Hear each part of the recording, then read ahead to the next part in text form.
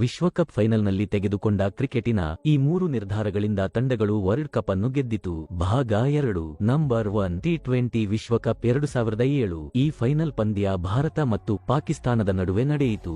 ಭಾರತವು ಪಾಕಿಸ್ತಾನಕ್ಕೆ 158 ರನ್ಗಳ ಟಾರ್ಗೆಟ್ ನೀಡಿತು. ಇದರ ಪ್ರತ್ಯುತ್ತರವಾಗಿ ಪಾಕಿಸ್ತಾನ ಕೂಡ ಸ್ವಲ್ಪಮಟ್ಟಿಗೆ ಉತ್ತಮವಾಗಿ ಆಡಿತು. ಆದರೆ ಕೊನೆಯ ಓವರ್ನಲ್ಲಿ ಪಾಕಿಸ್ತಾನಕ್ಕೆ ಗೆಲ್ಲಲು 13 ರನ್ಗಳ ಅಗತ್ಯವಿತ್ತು ಮತ್ತು ಅವರ 9 ವಿಕೆಟ್ಗಳು ಉದುರಿಹೋಗಿತ್ತು. ಆದರೂ ಕೂಡ ಮಿಸ್ಬಾ ಉಲ್ ಹಕ್ ಒನ್ ಮ್ಯಾನ್ ಆರ್ಮಿನಂತೆ ಮೈದಾನದಲ್ಲಿ ನಿಂತಿದ್ದರು ಹಾಗೂ ಧೋನಿಯವರ ಬಳಿ ಕೊನೆಯ ಓವರ್ ಹಾಕಿಸಲು 3 ಆಯ್ಕೆಗಳು ಇತ್ತು.